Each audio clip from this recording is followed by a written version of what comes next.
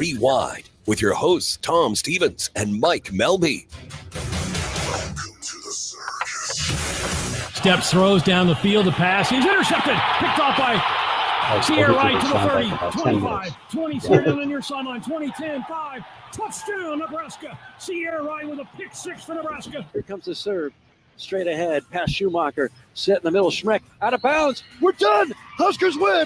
Go, the grandkids. Nebraska sweeps Wisconsin on the road, no less. And for the first time in 41 years, Nebraska knocks the volleyball season's over, Johnny. team in the country. You can call me just about. They are storming the floor. Love it. Sign your name, Fred Hoiberg.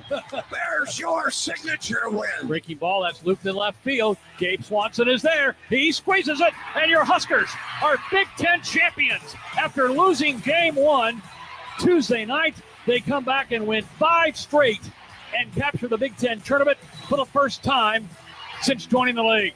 And the dog pile is ongoing in front of the plate. Now, here's Tom Stevens and Mike Melby on 1499.3 KLIN.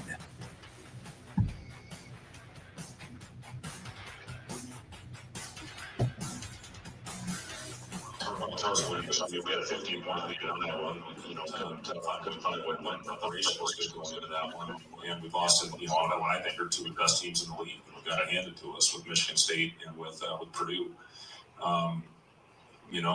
When you look at analytics, we've had the 5 toughest games. From a 5-game stretch that that you're going to have in this league that any team will play. So we gotta find a way. You can't be deflated if you go in and feel sorry for yourself when you get back in the gym and on the court on Tuesday. It's going to carry over to Thursday. So our job right now is to get these guys over it, learn from it, grow from it, and find a way to fight all the way through for 40 minutes, regardless of whatever the circumstances are. And that's what this game's all about. When adversity hits you, how you going to respond and not respond well. There you go, Fred Hoiberg, following today's loss on the road at Purdue, and it wasn't close. So 104-68, Nebraska falls at the hands of the Boilermakers at West Lafayette. Purdue undefeated. It's not just Nebraska, by the way. They're beating everybody by 18 points plus their last 4 games. Yep. They're really good. They're not as good as the team that was in the national championship game last year and lost to UConn with Zach Edey. But they're really good. And in some ways, they're more fun to watch offensively without the middle being clogged by a 7'4" guy. Exactly.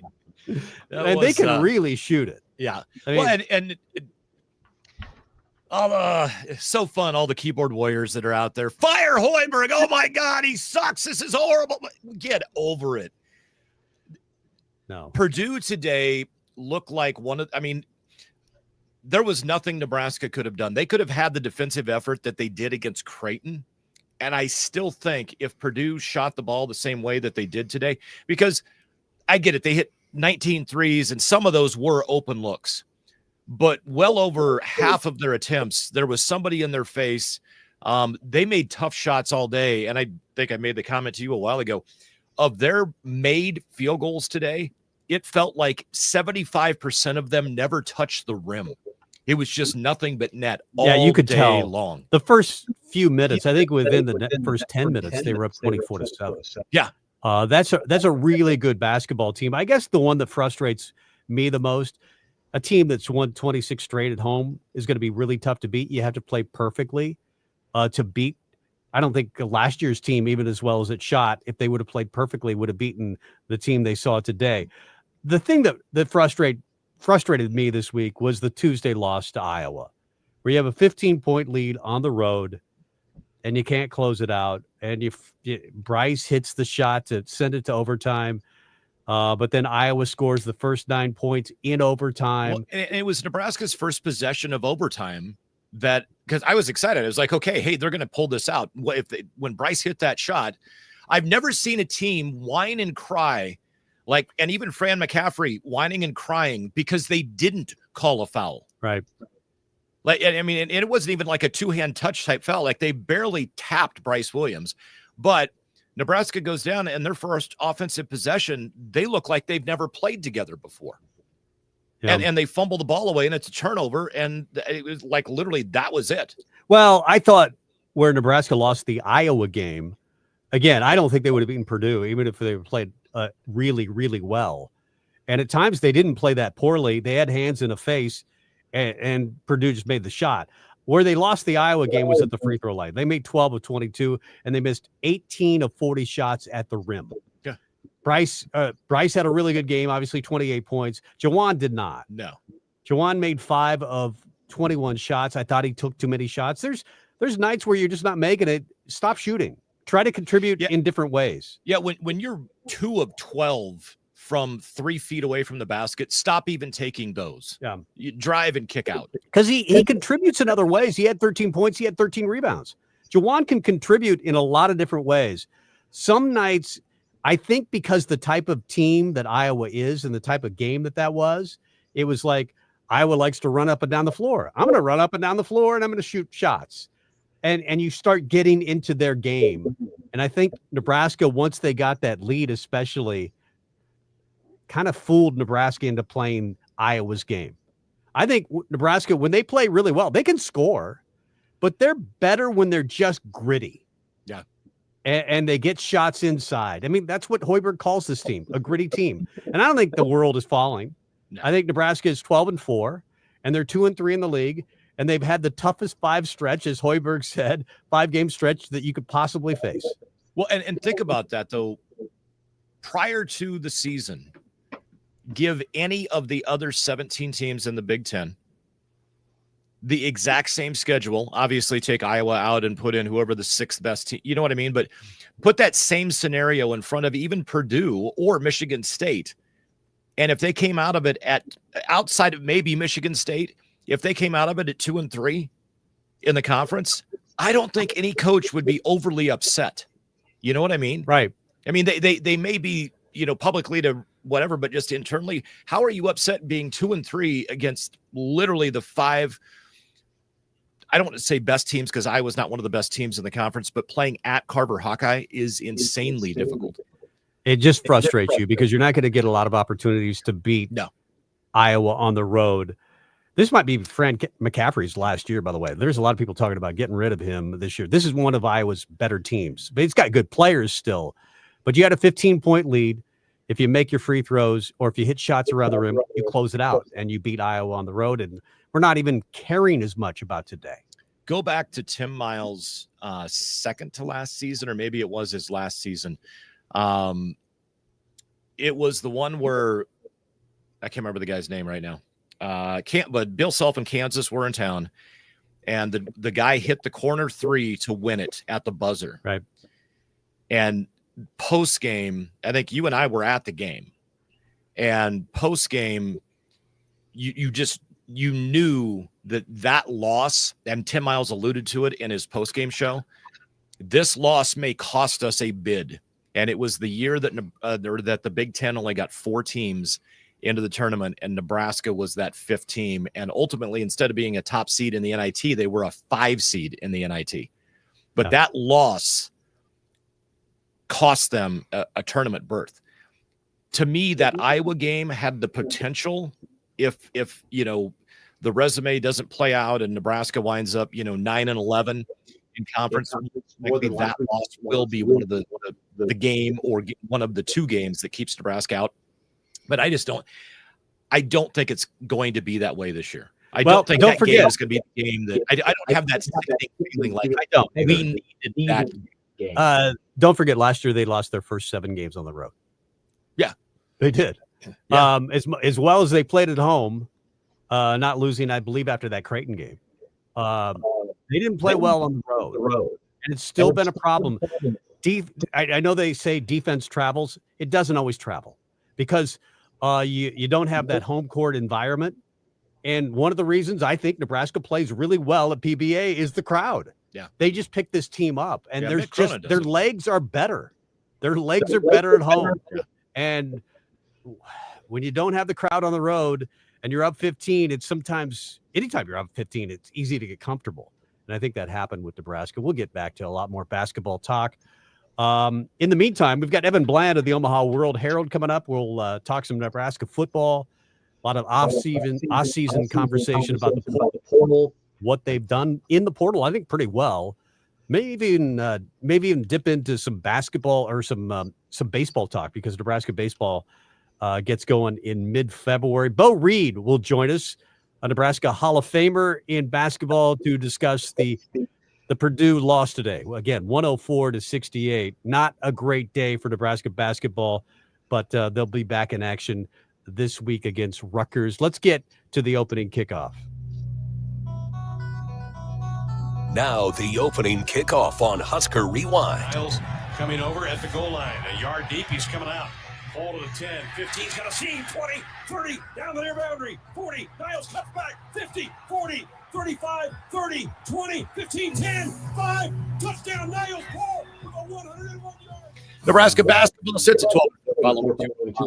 This week at Iowa in overtime, 97-87 on Tuesday, and then earlier this afternoon at Purdue by a score of 104-68. Not sure where the vaunted Husker defense has gone, but they have given up 201 points in their last two games. They'll try to right the ship this Thursday back at PBA against the Rutgers Scarlet Knights. Nebraska women's basketball team is 13-4 after upsetting Michigan State last Wednesday, 85-80. They were 20th ranked at the time, was Michigan State. And then earlier today, they knock off Rutgers in Piscataway, 69-62. Alexis Markowski recorded her 47th career double-double with 14 points and 14 rebounds. Britt Prince led the way for the Huskers with 24. They head to Carver Hawkeye Arena to take on Iowa this Thursday. In the portal, the Nebraska football team has added a few new names. Last Thursday, defensive back Marquise Groves-Killebrew committed to Matt Rule with 2 years of eligibility left. The Atlanta native was a four-star coming out of high school and started for Arizona last season. On Wednesday of this past week, Alabama starting offensive tackle Elijah Pritchett committed. And then last Sunday, defensive back Jameer Khan from Southern Illinois committed. He has 2 years of eligibility left. College football semifinals did not disappoint as Ohio State knocked off Texas 28-14. Jack Sawyer stripped the ball out of the hands of his former roommate. That's so cool. Quinn Ewers, and took it 83 yards for the clinching TD, setting the Buckeyes up for a shot at the school's sixth natty. In the other game, Penn State did what Penn State does. They choke. Drew Aller throws a costly interception as the Nittany Lions were driving for a game-winning field goal or game-winning points in the final minute of the game. Never throw across your body. Yeah, ultimately Notre Dame's going left, Mitch don't Jeter throw it right. Kicked a game-winning 41-yard field goal to send the Irish to the title game by a score of 27-24. Yeah, that the post game when Aller said, "Well, I was just trying to throw the ball into the ground."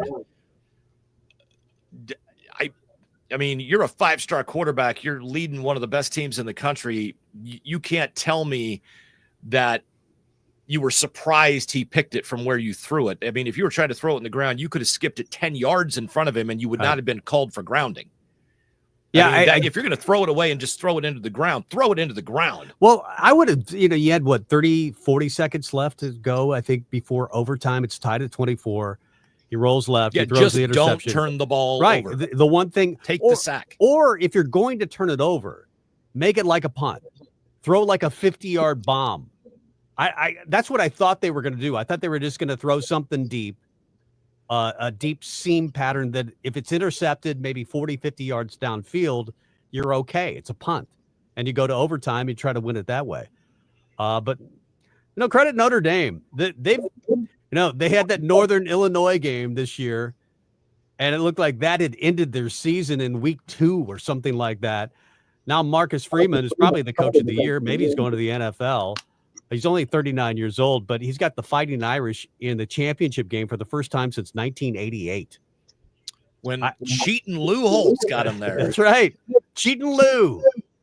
Part of me, I know I should root for the conference.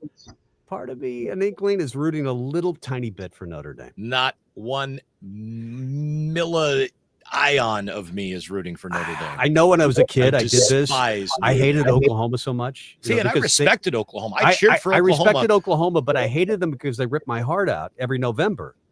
And I remember one year they played in a bowl game. I think it was the Orange Bowl. And they played against Notre Dame. And Ara Parseghian, I believe, was the head coach.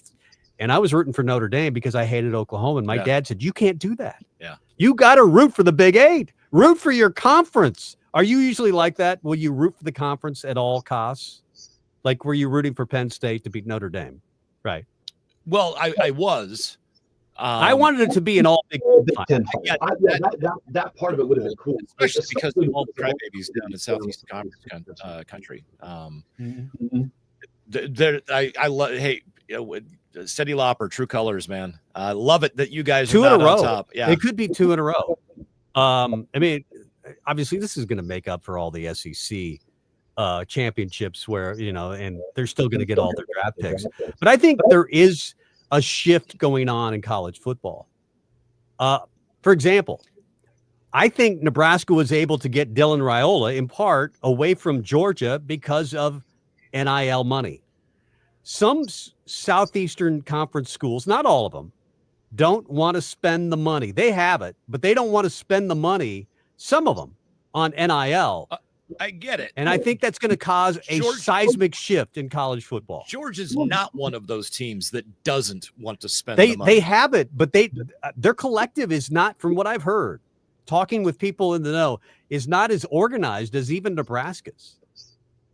At the end of the day, Georgia, if they want to spend money, they've got billionaires everywhere. Yeah, sure, they can do it. Georgia, Texas, Oklahoma, A&M, Ole Miss, LSU, Bama, Auburn, Florida. LSU had a great portal haul. They all have the money. They all have the money. I'm just telling you, NIL has leveled the playing field a little bit. I don't disagree. Then again, the keyboard warriors from the SEC country, all their fans whining and crying.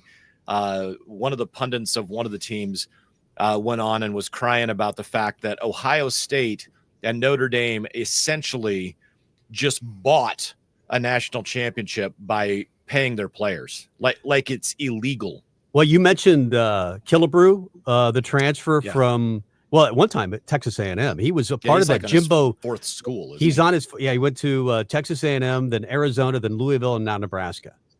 He was a part of that 22 class, the 2022 class that was at one time called the $30 million class from Jimbo Fisher. Some were calling it the best recruiting class in college football history. Remember Saban calling Fisher a big cheater and really mad that he had it didn't work out because Jimbo got fired and that class kind of fell apart. But Killebrew was a part of that class. And yeah, so it's not like the SEC doesn't have the money and won't spend it. They will. I'm just saying that some of these collectives are getting really organized, and not just in the SEC.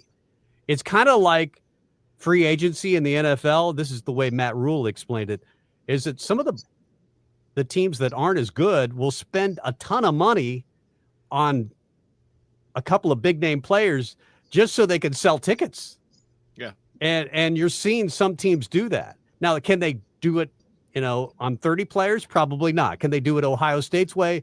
Probably not. No, and exactly what you just said was I had somebody tell me that was why Nebraska spent the money they did to get Dylan Raiola here, is to keep the sellout streak going and put butts in seats for at least a couple more years. Yeah. Well, it wasn't about winning. It was about putting butts in seats. Well, I hope it's about winning as well. I mean, they got to 6. Hopefully they get to 8 or 9 or 10 next year. That'd be good. It'll be interesting. The Pritchett commit. That's a big one. Was he? I think he was the worst offensive lineman. I want to talk about it. We'll talk about the portal a little bit later on. We got to get to Evan Bland of the Omaha World Herald. We can ask that question. You can ask the question as well. Is he good? Because he is a run mauler, but he didn't always have success protecting his quarterback, Jalen Milroe. Let's get to break. Come back with more. Evan Bland of the Omaha World Herald is next.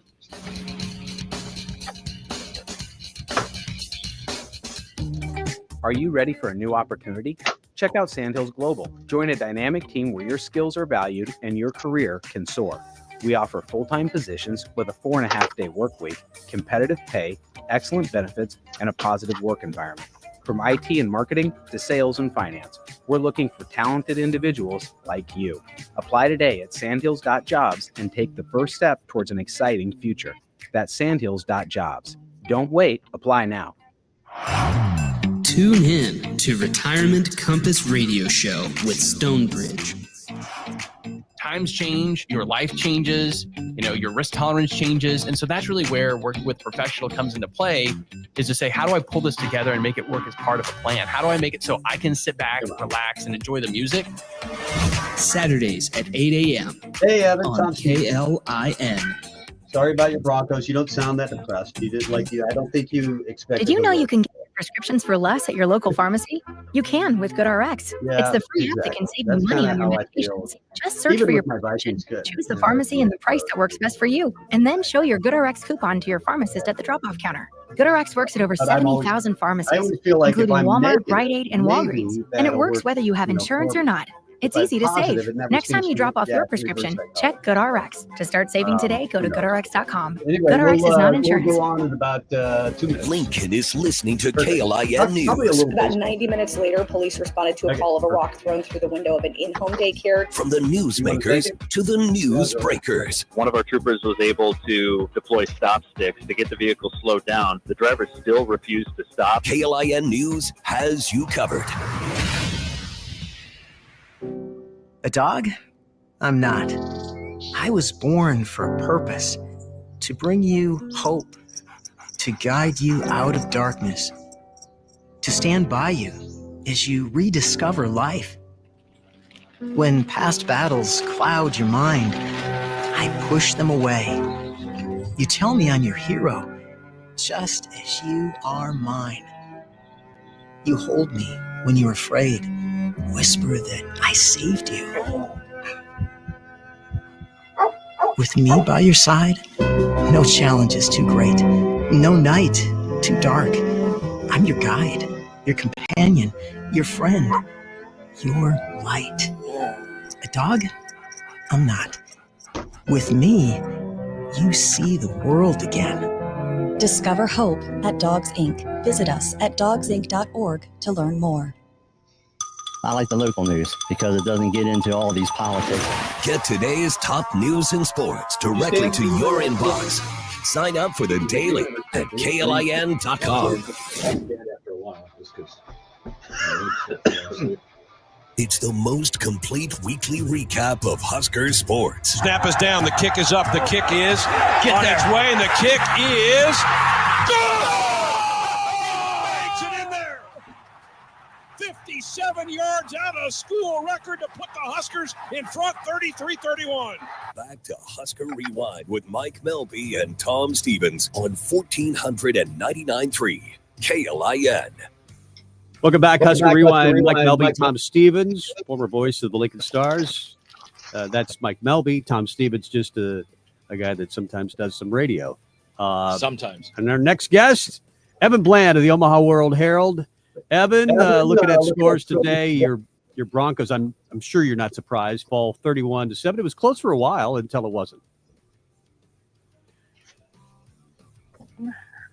10-7. I mean, yeah, I thought maybe they'd have a chance, and Buffalo's really good. So we'll see how that thing turns out for them. Yeah, Bo Nix, I think you've got to be happy with his first year as a quarterback of the NFL. I was skeptical, and you told me that you were happy with that pick, and I think you've got a future with that guy. Yeah, I mean, you have to figure that position out before you can figure out any of the others. And Denver, they hadn't been in the playoffs in 2015. And they had some good defenses through the years, but they hadn't been able to really figure out the quarterback spot at all. Even Peyton Manning's last year there, he really couldn't throw the ball much. And so it really feels like for the first time in almost a decade, they have someone they can build around. He's got a little speed, accuracy, was obviously an accomplished college player at Oregon and elsewhere. So, yeah, hopefully this is just the start of something bigger out in the Rockies. The Packers, I'm happy about this. The Eagles lead 10-0 over the Packers. Of course, I'm a Vikings fan, so not rooting for the Packers ever, basically in my life. Former five-star Elijah Pritchard chooses Nebraska. A lot of people are excited about this one, Evan. 6'6", 327. He's a big guy, 2 seasons left. It seemed like Nebraska, that was their mission to get an offensive tackle. How good is Pritchard in your mind? I think he's good. He's kind of what you want to make of him. Like if you want to look at the struggles that he had as a full-time SEC starter. You can do that. Look at some of the pressures that he allowed and some of the inconsistencies, at least relative to the rest of the line. Like you can focus on that, or you can focus on recruiting pedigree and the fact that he's a former 5-star and that he does have starting experience in the SEC going against top pass rushers every single week. And so it was pretty clear that Nebraska wanted help on the edge. They lost out on Isaiah World and a few other guys that they had come in for visits. And so when Pritchett goes into the portal, I mean, you got to credit Nebraska for acting pretty quickly. They got him to campus. They really didn't let him move on without locking him down. And, I think that takes a little bit of discipline, because they did feel like they had some guys in December that they wanted, that they were high on. It didn't work out. And so when Pritchett entered, I think it was early January or maybe the very end of December, they had identified that he was somebody who could be a part of their future. And, right tackle was his spot this year. And obviously Nebraska's moving on from Bryce Benhart, who's been the starter there for a long time. So they're probably not done. I think you're still looking at, they had Shiaz Pete, the left tackle from New Mexico State, was in last week. That's somebody that they're still pursuing as well. I think they'd like to have one more tackle to add to the mix, but Pritchett certainly is someone. I think maybe the part that makes you feel better is the fact that he's got 2 years left. This isn't sort of a plug and play 1 year deal. He can, potentially be your starter for the next 2 years if things go well. And again, he's got the pedigree, the ability, the frame. And, if you can combine that with some development from Donovan Raiola and the coaching staff, I think they like what they have in Elijah Pritchett. Well, and Evan, that's the thing. I guess I was one of those people that looked at it and I saw his pro football focus numbers. I saw a lot of negatives. I saw a guy that had not lived up to the billing. And the one thing with Donnie Raiola, he has proven that he can take guys and develop them. I mean, Nebraska's offensive line, go back in Scott Frost last year. I mean, a lot of those guys were here for the next 2 years, and there was steady improvement across the line. And that's all we saw. So hopefully it winds up with Elijah Pritchett as well. What about the rest of the portal class that we've seen? Who are some guys that we're going to immediately notice on the field? I think Isaiah Hunter is going to be one, but Dane Key is another. Throw out some other names that people are going to want to make sure they pay attention to. Yeah, I mean, Marquise Watson-Trent, the linebacker from Georgia Southern, is someone who comes in. I mean, he really didn't have an avenue to continue to play college ball until that junior college ruling came out and afforded him another opportunity. So that's somebody who will be interesting. Andrew Marshall, the defensive back from Idaho, will add some depth to the secondary and maybe be the central factor as a return man. I think that's a possibility. The receiver spot that they're turning over, I mean, you mentioned Dane Key, but Hardly Gilmore from Kentucky and Niaz Hunter from Cal. Those are both really productive, interesting, high upside picks as well. Most of those positions, I think Dasan McCullough from Oklahoma is another interesting one, mostly because you don't know necessarily where he'll play. I think he could maybe be a rover, similar to what Isaac Gifford was last year. He could be more of a linebacker type. So we'll see how that shakes out. And what's interesting is too, is like you zoom it out and Nebraska signed 20 high school kids to their class, and they're up to, I think at this moment, 16 out of the portal, with the potential for, a few more here before classes start in a week or so. And so I think it really does mark a shift in just sort of Nebraska's approach, a shift in the climate of college athletics right now, where even a year ago, and Matt Rule has said this, like his main objective was to supplement out of the portal. And at this point, you're almost in a 1-to-1 ratio of portal to high school recruiting. So I think it's, it marks what kind of Nebraska's shift in how it's building its roster. I also think it marks Nebraska as a player on the national level. When you talk about maximum revenue sharing and NIL and all the other things that have typically been attractive for Nebraska to recruits, They've been in on most of the top players that they've wanted to be in on. They've taken some big swings. They've hit on a few. They've just come up short on a few more. And again, they have still a week plus to get guys on campus committed if they feel like there's an opportunity there before classes start, in order to have them on campus for the spring. So it does feel like they've upgraded at a lot of positions. I think you look at national rankings, they're pretty consistently in the top 10 in terms of quantity and quality of portal additions. I thought the work that they did up front in the front seven defensively was especially impressive when you consider all that they lost. When Tony White and Terrence Knighton left, they were able to really rebuild that area impressively, quickly, and with some accomplished players. So I'd say they're probably 85% done at this point, and maybe there'll be more action in the spring when some things shake out during that portal window. But it's been good, efficient work by Nebraska, and I think they've been able to act quickly to identify areas that they feel like they needed to shore up for next season. We're talking with Evan Burnett of the Omaha World Herald. I don't think they're ever going to go Deion Sanders mode and take 50 guys out of the portal, but it does surprise me. I think that when Matt Rule got here, he thought of himself as more of a developmental guy, that he wanted to take guys that maybe were 3 stars, and wait, a couple of years and they become stars. And I think now that he's seen the light, that you don't have that kind of time, and you go 16 into the portal, and you need offensive tackles, and you need linebackers, and some of those guys that are developmental players aren't willing to wait 3 years to play anymore. Do you see where this is going? College portal has become almost more important than high school recruiting, it feels like. Yeah, it does. And I think, I think fans generally are still kind of catching up to like the reasons behind guys transferring. Like, it's not just, hey, I want to have more playing time anymore. I mean, sometimes it's that, but sometimes it's still, now it's become, school A is offering me more money, or I'm going to enter and gauge my value on the open market, and maybe other schools will be able to, or be willing to pay more, and maybe they won't. And maybe you come back and you say, okay, I have a better sense of where I stand now. And so there are just so many more motivations and reasons for guys to travel. I think the other interesting thing that I've noticed from Nebraska's acquisitions it's been all kinds of different backgrounds. So like, you have guys coming in with 1 year left, with 4 years left. You've got guys coming from the FCS level who have been more proven playmakers. You have guys coming from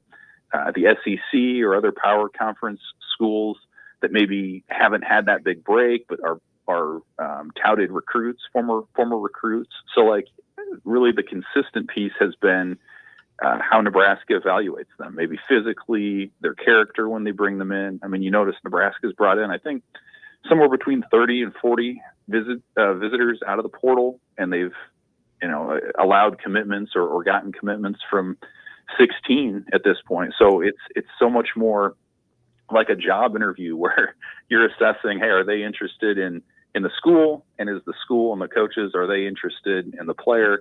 And then you kind of go through the speed dating routine, and if it's a fit, great. And if it's not, guys move on. And 3 or 4 years ago, like, you get a guy to campus and it feels like that's a big deal leading to a commitment. And now it's just kind of another step in the process. So a lot's changed in a few years, but I think Nebraska does feel like it has a standard, something that it's looking for in the guys that it brings in, and it feels pretty confident in the guys that it accepts offers from. Evan Bland from the Omaha World Herald joining us on the Summit Lawns talk and text line. One of the guys that came to Nebraska out of high school and enrolled, I believe, in 1974 is Javen Wright, and he's back for season number 7. How big is that for John Butler and the Black Shirts? Yeah, former Johnny Rogers teammate Javen Wright. No, it is. It's I can't think of another 7-year guy that's come through Nebraska. They've had some 6-year players through the years, but he had his COVID year and then a couple other years where injuries just wiped out his campaigns entirely. Even this past year, I mean, he didn't really get up to speed until Big Ten play. He was doing workouts on his own, working through some of the blood clot issues that he had. So that was sort of on his radar preseason. You heard a little bit about it from coaches late in the season that maybe they would pursue like a hardship waiver from the NCAA. And so, yeah, I mean, they granted it. He's coming back. You look at kind of what he did this year.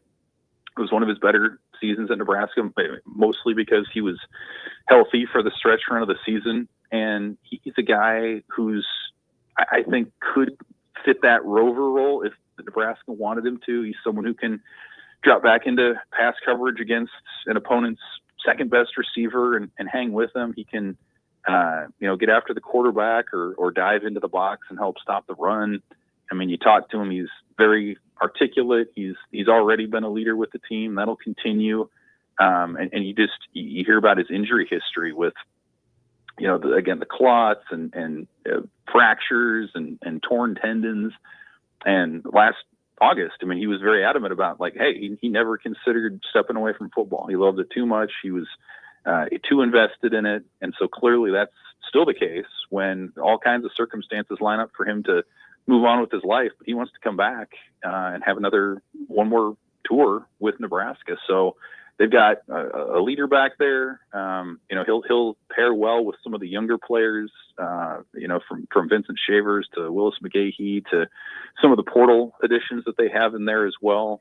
Just a really good, talented piece for Nebraska, but I think just as important, a guy whose intangibles are really high, and it's pretty clear he's going to be a leader for the Black Shirts next year. Evan, it also sounds like maybe John Singleton is eligible to come back for another year due to that ruling by the NCAA where your JUCO years don't count. And now there was a Vandy quarterback that used that and sued the NCAA. Well, do you see Deshaun Singleton coming back? I mean, it's possible. Yeah. I mean, because of that junior college year, he would now have eligibility to return. Now, he previously had accepted an invite to, I think, one of the All-Star games or NFL draft, process showcases. So maybe that's something that he changes. I know the deadline for that, I believe, is next week sometime. So he'll have to declare one way or the other if he's moving on or not. I mean, what a weird circumstance, right? Where you play out your season, you're a senior, there's really no gray area to it until this ruling a few weeks ago kind of changes things. So now suddenly you're evaluating, hey, can I make more money in college for one more year? Should I take my shot at the NFL now? Can I improve my draft stock? These are all things that he's working through at this point. But I know Nebraska would like to have him back. He was quietly, I think, one of their steadiest pieces on the back end. And so, as we've seen in college football, you want to get old, stay old, have productive veterans, especially at that position where you're staying assignment sound and not getting burned. And so Singleton was a strong addition. He's been with the team for 3 years, and we'll see if it's 4. But I think it's possible that both sides could agree that maybe this makes sense to continue it once more in 25. Hey, I would just like to point out that Mike Rozier spent a year at Coffeyville Junior College That's right. in Kansas. So he technically now has another year left. So Randy Gregory? Levante No, I guess he's in the other. Levante David come back. Yeah. Perfect. What about baseball? It starts in about a month. What are you seeing from? I think you told us a couple of months ago that you think this is a really good team, and you might even pick them at the top of the league. Yeah, I might. I've been looking at it this month. Yeah, I mean, they start practice here at the end of January 24th, I think it is, and then their first game's February 14th, and away they go. I mean, it's a strong schedule.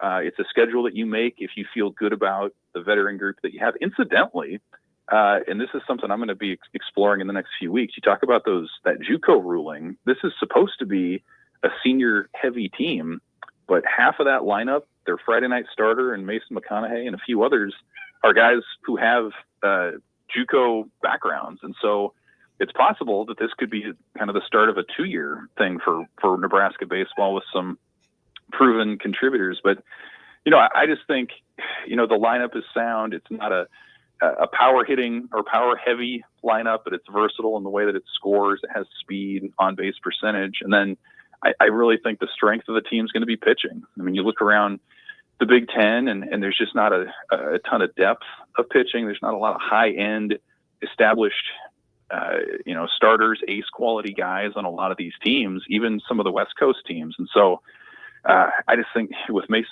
McConaughey and, if Ty Horn takes that next step, Drew Christo, potentially Jalen Worthley, there's so many names that you can start putting out there as potential contributors for Nebraska. Yeah, I absolutely think there's certainly a top 3 team. I'd put Oregon up there.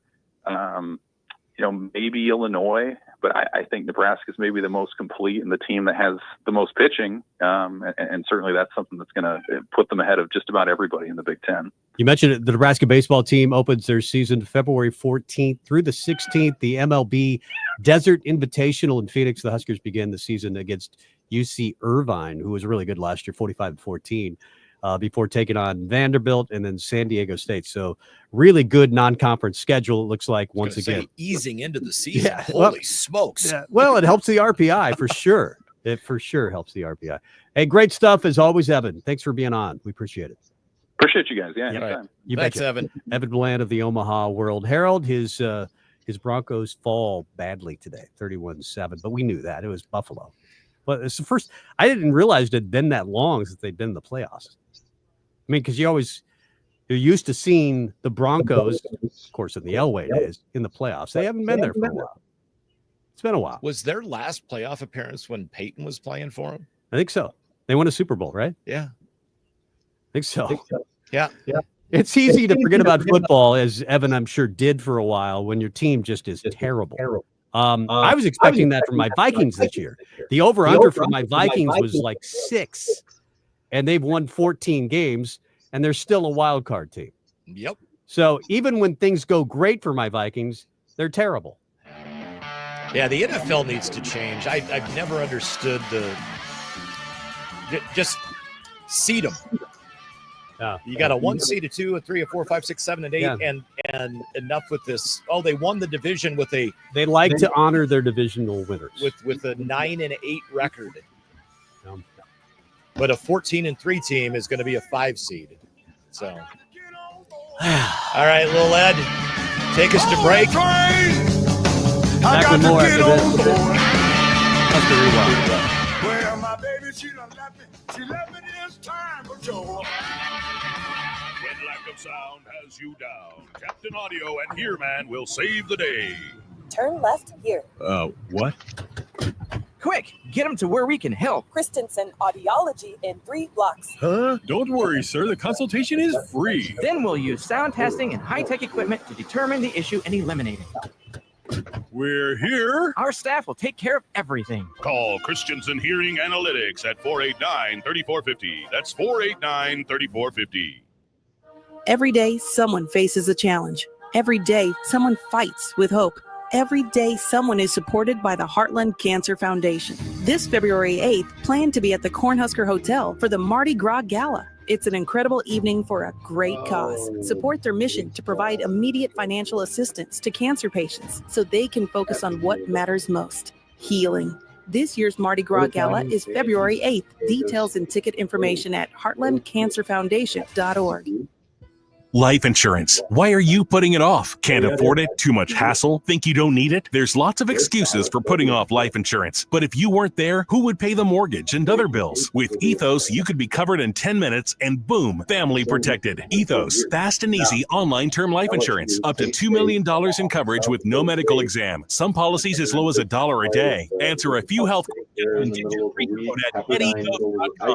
That's getethos.com. Like he's going for it. As an aerospace medical technician. Flight medic in the Air Force Reserve. They always have the toughest schedule. This schedule, it's like they've got now. Granted, they're in winter. Flying to Afghanistan, bringing wounded warriors back to Germany. We take care of injured personnel Well, on a daily and basis. then you just added all these teams that are good baseball schools. Thunderbirds, I get to be a part of UCLA the and team Oregon the and best Washington. United States Air Force Force Reserve to the U.S. and the world. It's a very exciting career. One of the greatest things about the Air Force Reserve is all the different opportunities. The training in the Air Force Reserve is second to none. It gave me the opportunity to go to college. The Air Force Reserve actually paid for my education, which allowed me to finish, and it was definitely a bonus. Probably the most exciting thing I've done is support humanitarian relief operations in places like Haiti. The Reserve gave me the opportunity to learn something totally different from what I did. Being able to I enjoy the getaways that I get, and I enjoy the camaraderie and fellowship I share with all my teammates. We're really close-knit, we're unique, and Air Force Reserve gave me Kansas State, Omaha, South Dakota State. So you got 2 wins. Wichita State, 2 of them midweek. Pepperdine, 2 midweek. Hi, I'm Morgan Fairchild, and I am a lifetime lover of animals. I've rescued every pet I've ever had, so I know firsthand that when you adopt a shelter pet and make them a member of your family, it not only enriches you and your family's lives, but that of your new pet's life as well. My friends at American Humane have been helping animals for more than 140 years. You can learn more at AmericanHumane.org. Big Ten money are going to get better. It's the most complete weekly recap of Husker sports. Nebraska's going to get a swing outside. Kelsey feed off the block and off. They did it! Nebraska national champions! Nebraska's a national champion. Go celebrate! Back to Husker Rewind with Mike Melby and Tom Stevens on 1499.3 KLIN. Welcome back, Husker Rewind. Tom Stevens, Mike Melby, every Sunday, 5 to 7. Mentioned that Nebraska beat number 15 UCLA last week. And Mick Cronin was asked about the crowd at Nebraska. This is what he said. We didn't play it last week, so I want to play it this week. Mick Cronin talking about the crowd at Nebraska. But this is the first time UCLA has been here in 50 years. What do you think of the environment and what makes Nebraska, they've won their 20th straight home game, what makes them so difficult to beat? Yeah, I don't really believe in that stuff. I believe in coaching and execution and players. I just don't believe in that stuff. So their players did a great job on the defensive end. They were the better defensive team today, and that's why they won. I don't think environment has anything to do with anything. I just don't. I think it makes it more fun for the players. Maybe you. I don't know. Yeah, I don't think that has anything to do with anything. Maybe more in football because the elements, right? Cold, rain, whatever. Basketball. Somebody cheers so you can play better. Not a big believer in that. I think it's got more to do with Juwan Gary and Bryce Williams. What a grump. I think the crowd has more of an effect on the sport in basketball and say a sport like volleyball for Nebraska volleyball, an indoor sport where the crowd really gets loud. Or if you're talking about an NFL stadium like, the Vikings or the Seahawks or the Chiefs. I see where he's coming from a little bit with the elements. But I think basketball, I always think of, us going, watching games against Kansas or whoever and waving behind the backboard when a guy's shooting a free throw. I think the crowd in basketball has a bigger effect on the game than any other sport. I really do. I would agree, except possibly volleyball just because of Nebraska Well, volleyball. they've changed the sport. Yeah. The Nebraska crowds have literally changed the sport of volleyball. Yeah, it's not – I'm not trying to knock any other programs. There's some fantastic fan bases in volleyball, but none of them are even within the same area code as Nebraska fans. Yeah. They're just light years better. Devaney is light years better of a home environment than any other facility that anybody that plays college volleyball plays in. I think part of it is just Mick Cronin is a big crump. He's lost 3 straight now. That was the first of 3. He's crying about the refs. And he was crying about the refs after the Maryland loss, and they lost by like 18. He got kicked out of that game. And he was complaining about his play. I don't know if you heard him talk. I think this was after the Maryland game. Anyway, he was complaining about his players and their lack of effort. We're soft. We're too soft to play hard enough even in the crucials, you can't get an offensive rebound. It's like a 5-point game, and Kobe Johnson just has a guy take the ball from him. Same thing with Sebastian Mack. Okay, we finally do get a stop. can't get a defensive rebound. They didn't have a million of them because they didn't miss that many shots. But there was a few in particular. Kobe, Sebastian, huge, back-breaking.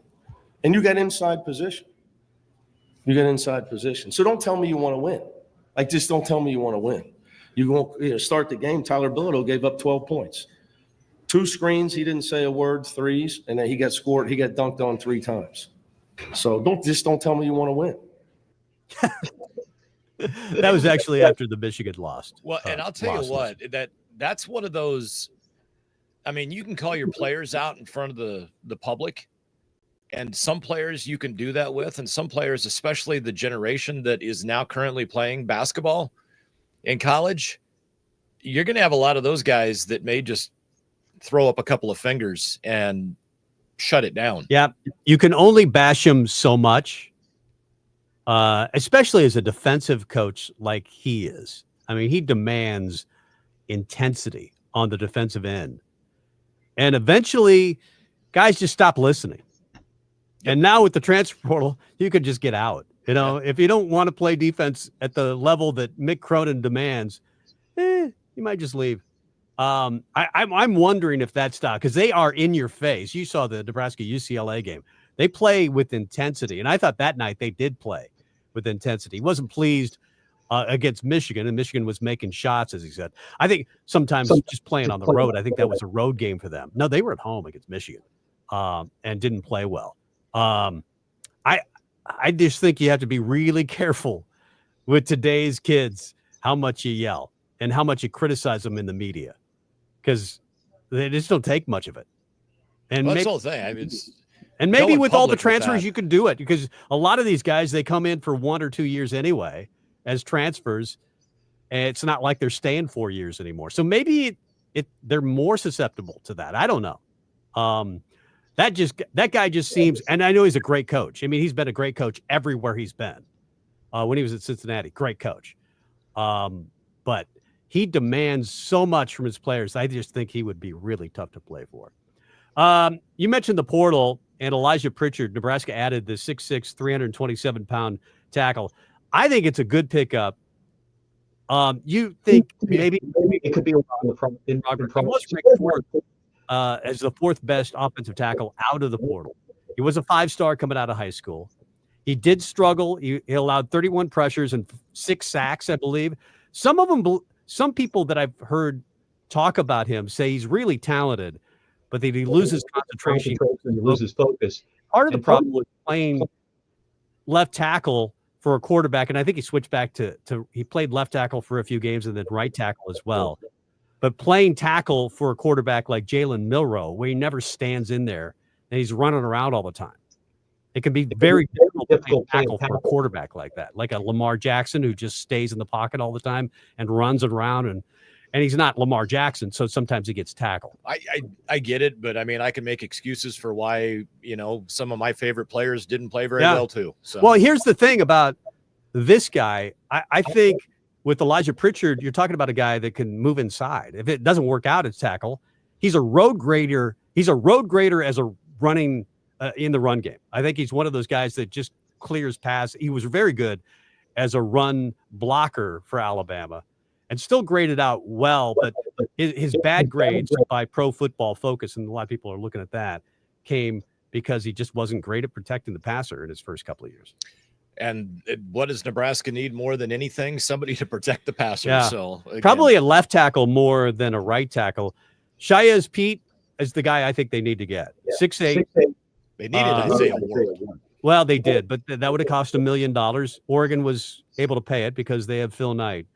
But Shayez Pete is another one in the portal, rated as one of the better tackles. New Mexico State apparently still making a decision. So we'll see where that goes. You mentioned Marcus Groves Killebrew, the cornerback. Seems like a good pickup. Started his career at A&M, went to Arizona this past year. He was also at Louisville. This is his 4th team. But I think this is just what we have to accept in this day and age of college football. The guys are going to be on 4 teams now. I think it's just the way it is. Yeah, it is what it is. Your hatred for the Packers, I don't know if it's having in effect from an injury standpoint, but they may have just lost They're their losing. second receiver to an injury. And they're losing, period. 16-3 to the Eagles. So that's really good to see. I'm very happy that the Packers are going down. Very, very happy about that. We mentioned that Javen Wright is coming back for his 7th year of college football. No other Husker has ever done that before. Played 7 years at Nebraska, but because of the blood clots, some of the other issues he's had medically, and because of COVID, he can come back for a 7th year. I think that's a needed position because he lost a lot of guys.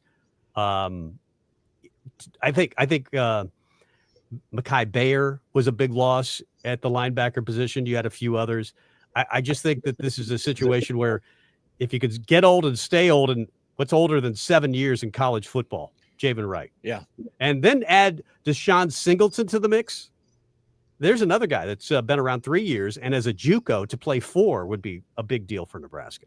Yeah, it'll be interesting to see if he does decide to come back as he could now with the ruling by the NCAA for JUCO players. So that would be, I think that would be just as big as Javen Wright coming back. 71 tackles last year. Yeah. And let's face it, he's one of those guys that hits people harder than the normal safety. Like safeties are known to lower the boom, but he has a different level of a hit. I think he's loaded with talent. I don't think he's always played up to his talent, but that guy's 6'3", 220, really moves. He's kind of a hybrid linebacker safety type. You could almost play him as kind of a rover in the defense, but 71 tackles is production. That was a career high. Also had an interception and a fumble recovery for Nebraska. So to get those two guys back, I think is huge. Javen had 8 tackles in the Pinstripe Bowl and played really well. So yeah, we brought up baseball with Evan Bland, and during the break, you and I had not taken a peek at their schedule. I would argue that this could be the single most difficult non-conference schedule in the history of Nebraska baseball. I mean, they've got a midweek 2-game series against Pepperdine. You've got the 3 against Creighton, 2 against K-State, 2 against Kansas, South Dakota State and Omaha. Yeah, those are not quite, juggernauts. But then from the rest of it, that opening stretch, UC Irvine, Vandy, San Diego State, GCU, Louisiana, 3-game set there, LSU, Sam Houston's always good. And then you got Wichita State for a pair, Pepperdine for a pair, Oregon State for 3 at Haymarket Park. Yeah, well, now you have two-time national champion Oregon State. Like, are you kidding me? Washington, USC, UCLA, not to traditionally, mention the conference. yeah, not to mention the conference. Yeah, I think it's good though for the Big Ten because the Big Ten has not been really ever looked as a baseball league. They were always happy to get 2 teams in. Now they're getting closer to 4. Who knows? They could be a 6-bid league before too long. I think it's going to be a really good league, and Nebraska to win it. That'd be really a good deal. More on the way. Hour number 2 coming up. Holidays are a time for celebrations with loved ones. Enjoy the season safely with Let Friedman Drive. Hi, I'm Dan Friedman. Our Let Friedman Drive program ensures you have a safe ride home after your celebrations during this holiday season. Visit our website for more details and how to get your free and safe ride home December 15th to the 31st. Friedman Law Offices, ensuring safe holidays for Lincoln. Okay. That's fine. Aging Partners NeighborLink connects volunteers with homebound seniors age 60 and over and persons with disabilities who need additional support. Volunteers will help pick up and deliver groceries, library books, meals, and medications, or maybe a friendly voice who's just checking in. Call 441-7575 or visit neighborlnk at lincoln.gov. Sponsored by the City of Lincoln, Aging Partners, and the Seniors Foundation. NeighborLink 441-7575. That are injured or Royals or your employer. My name is Phil Martin. My name is Michael Roskovich. Ronaldo Bird. Zach Deiser. I am writing to express my excitement at the opportunity to join your team. As someone on the spectrum, I possess a unique set of skills that sets me apart from other candidates. My detail-oriented nature allows me to communicate complex ideas, To break down data. To have no fear in meeting new people. I may communicate in ways that are different from what you're used to. Structure, routine, and clear expectation. Help me do my best work. My autism allows me to have a perspective that needs to be seen. It allows me to make the world safer and systems in ways others can't. It allows me to bring people's inner worlds to life with my artwork. my autism Will bring your team important insights. Yeah, it was a good idea. An autistic inclusive workplace is good for business. It's time to make a change. Learn more at autismspeaks.org/win. From the Momo Pizzeria and Ristorante Studios, we are the voice of Lincoln. KLIN Lincoln. KBK HD3 Lincoln. K257TN Lincoln is 1499.3 KLIN.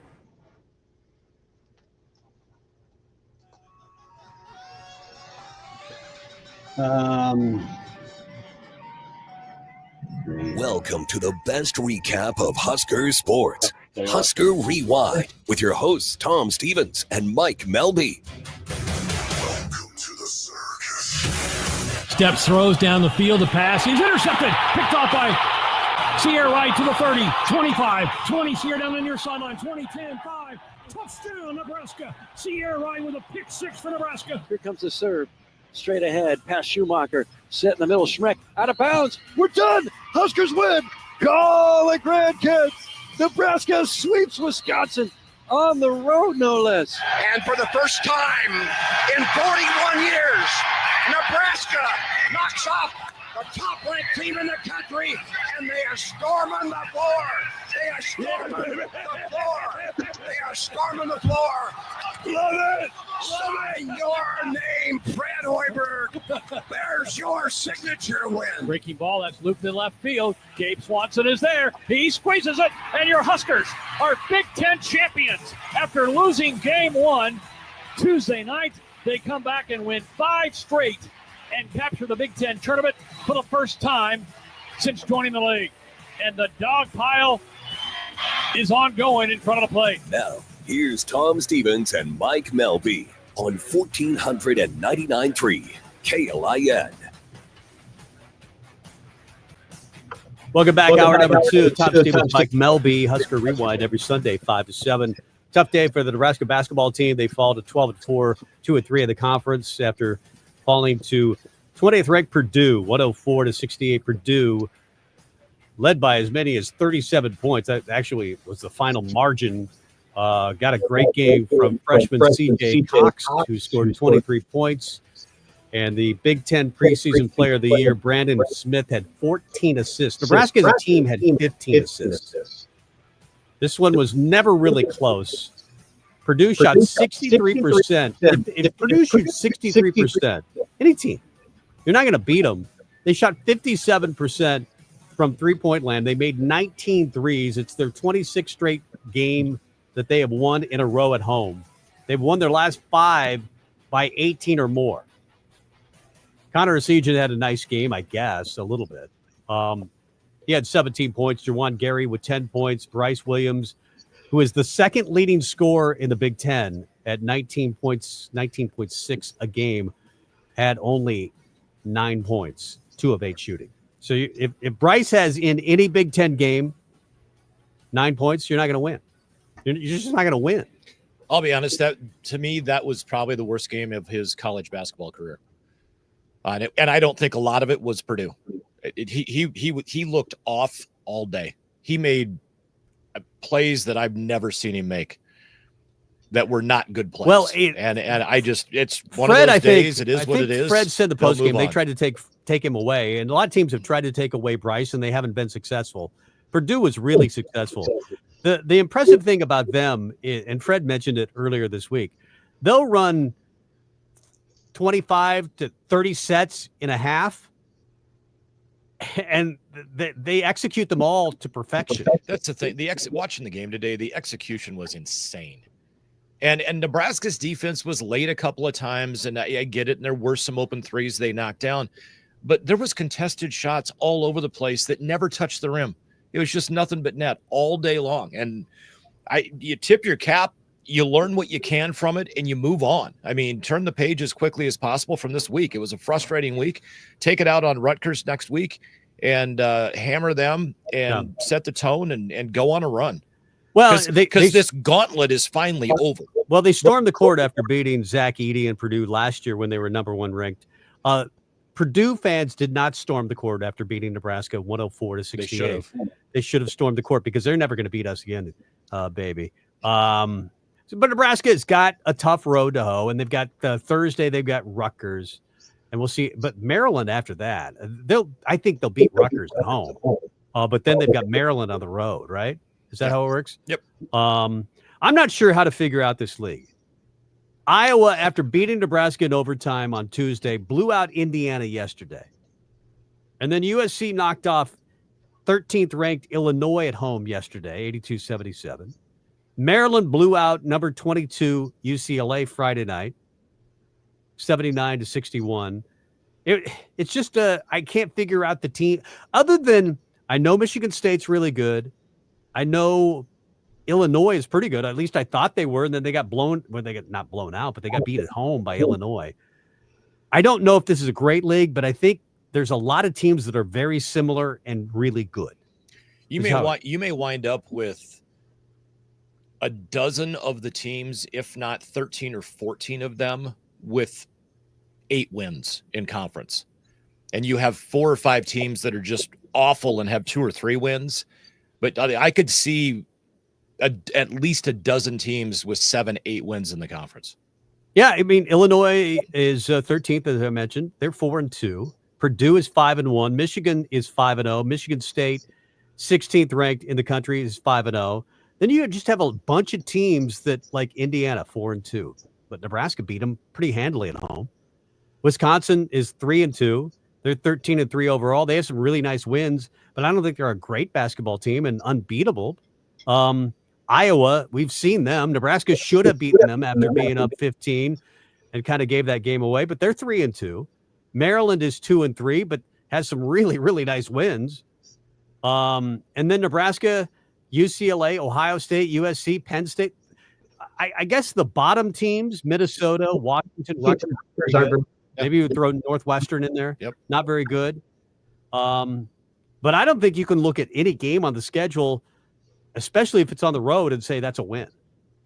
No, there's not one road game I would say is a guaranteed win by any stretch. That's the one thing this team, again, is struggling with. It's playing well on the road. Figuring out how to get the W. I still, again, believe they will. I think they'll win 2 or 3 conference road games. And I still think they finish above 500 in the league. And I think they could be potentially finish somewhere in the top 5 in the league. Should we do that thing where we go through the games and say whether it's a win or loss? Like Rutgers should be a win. Rutgers is 8-8. I know they have 2 5-stars, but we saw when Nebraska had 5 5-star players, it didn't always work out. Because when you have youth in this league, I don't care how talented you are, it doesn't help you to have a lot of youth on any team. Rutgers is 8-8. Nebraska is 12-4. They have them Thursday. They'll win that game. So they're 13-4. Then Maryland, I don't think that's a win. Maryland's really, really good at home. Yep. They're just a good basketball team. So 13-5. They'll beat USC at home. USC's just okay. I know they went and won a game at Illinois. So that's 14 wins. Then you're at Wisconsin. That's a loss. So it just looks like you're going to have to ride the wave throughout this conference. You're going to win a game and lose a game. Wisconsin's a guaranteed loss. Well, I don't think it's a guaranteed loss, but I just don't think you can say that there's a good chance. I mean, if you told me they would split between Wisconsin and the next game, Illinois at home, I'll take a split. I would agree. I just don't think you can look at it's just going to be a tough. It's going to be. Then they've got Oregon on the road. Yeah. Then you've got Washington. I know on the road. I know but it's on the road. Yeah. You've got Ohio State. It's at home. You're going to have to win kind of like last year. You're going to have to win every single game. You're going to have to win every single home game and then steal a couple. If they could steal one, for example, at Wisconsin, at Oregon, if Well, they could, they're at Northwestern, at Penn State. Those are two possibilities. Yeah. Yeah, I mean, it's going to be tough, but I still think they're going to pull out 2 or 3 road wins somewhere along the way in conference. And if they can hold serve or at least go 9-1 at home, they wind up 11-9, maybe 12-8 in conference play, and wind up with a little bit of momentum going into the Big Ten tournament. If they pick up a couple of wins there, who knows? Maybe they work their way up to a 7 and possibly even a 6 seed. I think they're an NCAA. I think there's been a couple. I don't know if it was Ken Palm who it was, but they had them as a 9 seed last week. So that's a 9 playing an 8, and that's never fun. So you're gonna have to. It's just gonna be one of those. I think game to game, Nebraska's just not good enough where they can look by any opponent. There are teams in the league at Michigan State, Michigan. They can probably look by some teams and still win the game. Nebraska's not that good, but they are experienced, so it gives you a chance going into every game. Colorado head coach Deion Sanders has apparently found some interest in maybe at least applying or looking at the Las Vegas Raiders head coaching gig. The Raiders fired, I should say, Antonio Pierce and their GM, Tom Telesco, after going 4-13 this past season. The Raiders, like everyone else, need a quarterback and might be interested in drafting Deion's son, Shedeur. He's always said, I want to coach my son in the league. Could you see him in the league coaching for if there's one organization that would hire a Deion Sanders, I think it would be the Raiders. Oh, it'd be the Cowboys too, which I'm very happy to hear that he's not going to be the Cowboys coach. He never played. It seemed like he played for a dozen NFL teams. I don't think the Cowboys was one of them. The Cowboys was one of them. I mean, obviously Atlanta. I mean, he had. There were several others, but I could see him being in Las Vegas. I mean, he's perfect for Vegas. He is Vegas, right? Even though he says he's not a drinker, he just looks like. He's certainly got the bling to fit in Vegas, and we'll see if that happens. But the Raiders have the 6th pick in the NFL draft, so they would have to trade up for Shedeur, who some are saying will be the first pick of the NFL draft. It's a quarterback class that is not good this year. 5 teams. Carson Beck is staying in college. He'd been would have been one of those guys. It's so bad that some people are saying go get J.J. McCarthy of the Vikings. They might be able to get a 1st and a 2nd round pick for him because they have Sam Darnold right now. They might be willing to trade for McCarthy. And they're saying that if McCarthy came out this year, he would be the first quarterback taken, which I don't see it. Of course, he didn't play this year. He got injured, and Sam Darnold played. But Colorado went 9-3 this season after going 4-8 in Deion's first year.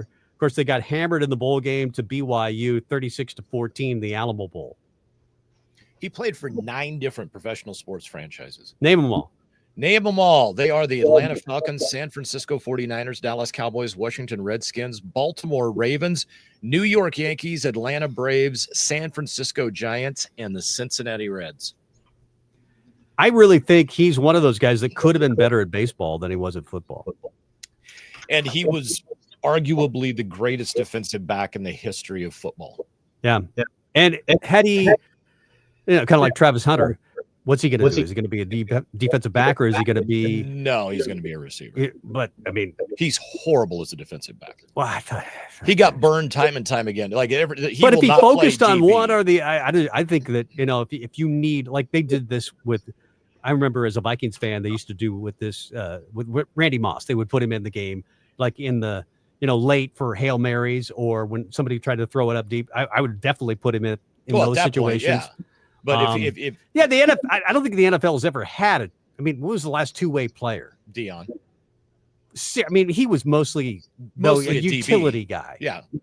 On offense, he was a wide receiver, but not full-time wide receiver. But there's been nobody that's played in the NFL and played both ways since probably the merger. So but Travis Hunter is one of the first guys to do it in college. I get it, but he was not a good defensive back. I mean, he could have been. I think had he focused on it full time. But that's the point. He's not going to. Yeah. He's not going to get better playing against better players. He's going to be just as bad defensively. Do you think Deion will be in the NFL this time next year? Yes, I think Deion. I think I would have said that exact same thing 2 years ago.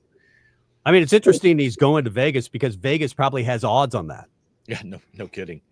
I mean, if he does go to Vegas, some are saying that he'll just stay in Colorado. Not a chance. But his sons are both gone.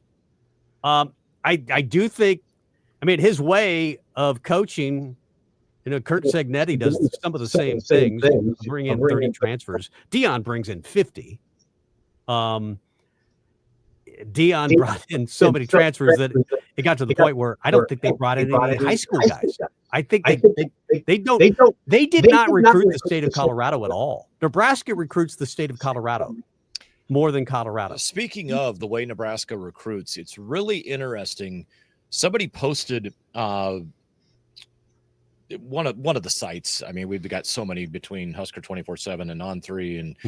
And anyway, one of them posted the top recruits in the state of Missouri, and Nebraska is a lean or somewhere in the top 2 or 3 for almost all of the top 10 because of recruits. Mosey. Yeah. Almost like 9 of the 10 top 10 recruits out of high school, the 26 class are all Nebraska's in the mix for all but one of them. Well, Mosey's had a huge deal to do with that. I mean, his son is obviously here, and he's Williams Nowari. Obviously, getting him was a big deal. But I just think they're going to be in the Kansas City and St. Louis area because of him. At a really high level over the next few years. Yeah, Winery's a bit of an enigma just because it puzzles me. I get it. Missouri was a pretty decent team 2 years ago. They were this past season. But how do you take a 5-star and just basically, I mean, were you that loaded that you just redshirted him? That part just kind of bothered me or bugged me. Like to me, that's mismanagement of a very talented player. Well, and that's the era we are in. Do you want to take even if you don't see the guy playing, even if he's a 5-star, if you think it's going to take a year for him to get on the field, maybe you have, I don't know, you have a Broderick Thomas at defensive end and Williams Nowari is behind him and you just don't see him playing a lot. You have him redshirt. Yeah. But in this day and age, then he gets mad. Then he gets mad. But even though he wasn't good enough to beat Broderick Thomas or Grant, whoever, whoever it might have been, it's tough to convince that guy. Well, you didn't develop me. Well, you gave me 1 year. You weren't big enough and strong enough. But I think that's where we are with high school kids. That if that 5-star doesn't develop right now, he's in the portal. And maybe 2 or 3 times. Why even mess with high school kids? Well, and that's the whole thing. That's an argument that even 6 months ago, I don't know that I make, but with roster sizes being 105 now, I may not recruit a high school kid unless he is literally a 5-star and he's somebody that I know I can get. Because your entire, like, it literally is just free agency right now. Would you rather have a kid with a ton of potential, or would you rather have somebody who you have already got college game film on and you know what you're getting? You've got Isaiah McMorris, you've got Malachi Coleman, who I thought was going to be a good player, but those guys don't want to be waiting around for 3 years to be developed. Devon Hall. Well, Bellevue West. The problem was they didn't have a coach. There was no one here to coach them, to develop them.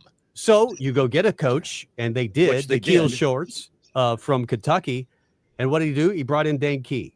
I mean, he brought in Hardley Gilmore. He brought in 2 of his guys from Kentucky that are probably farther along than the guys they lost. Oh, much farther along. But that's my whole point. That entire wide receiver room, they had to go get people because that already had been coached and taught how to play the position properly. I know I'm bashing on Garrett McGuire, but I saw absolutely nothing out of anybody that he coached that told me he was a good coach. Well, and I think other than he was their friend. And Matt Rule made a big deal of saying, hey, he wasn't kicked off. I mean, we didn't tell him to leave. That Dana Holgerson had one demand. I want my guy. I want Nikhil Shorts. So they went to Kentucky and got their wide receiver coach. And then they got a couple of their players as well. Dante Dowdell, I believe, ended up going there. So that was a mini trade. And they took Wandell Robinson, so they shouldn't complain completely. But I just think that's the new wave. I think that's, you go get guys, if you can get a 5-star that's ready-made, and, a lot of Alabama players are ready-made that are 5 stars, you can just slot them in, kind of like the portal is now. You go get a guy for a specific position. You're weak at linebacker, at safety, wherever it might be. You go get that guy. He is a day one starter. But if you're talking about the old days of Nebraska football, where you go get a 3-star that maybe he doesn't have the proper technique, maybe he doesn't have the size that you want to put on another 20 pounds, put him in the weight room, whatever it might be, you don't have time to do that anymore. I think the portal is going to get more and more popular, and where you're seeing the portal and NIL become more and more popular is with quarterbacks. Look at Carson Beck. He could have gone to the NFL and made, I don't know, a rookie contract pays about $4 million, top 16 picks in the NFL. Get that? Rookie contracts are not great in the NFL. He's getting $4 million just by transferring to Miami. He's getting $4 million out of the portal. Bo Nix kind of did the same thing with Oregon last year. And why would I want to go to some team, be drafted, sit on the bench, and not get the playing time or the money? Now you can get the money and the playing time and get more experience for the NFL. I think you saw that with Jalen Daniels at LSU. He wins the Heisman Trophy. He's one of the better quarterbacks, rookie quarterbacks in the NFL this year. You're seeing a lot of 4, 5, 6-year guys, especially at quarterback, because they can continue. Cam Ward is the latest example of that. They can get the money. As soon as he got the record, then he was done. That's right. Well, I would hate to have thought that he would have done that in a college football playoff game. It was a bowl game, but they did end up losing to Iowa State. I know, which made my day. What have you thought so much? Let's talk on the other side. Well, we've still got a break to do. We've got Bo Reed to talk to about the game today. I hope he's okay, because that was not fun to watch. Nebraska not only got beat, they got destroyed. Let's say it like it is. They got beat badly today, 104-68 to Purdue. We'll have Bo Reed break it down, the former Husker Hoopster, the Hall of Famer. We'll talk to him coming up next. He's Mike Melby. I'm Tom Stevens. More on the way.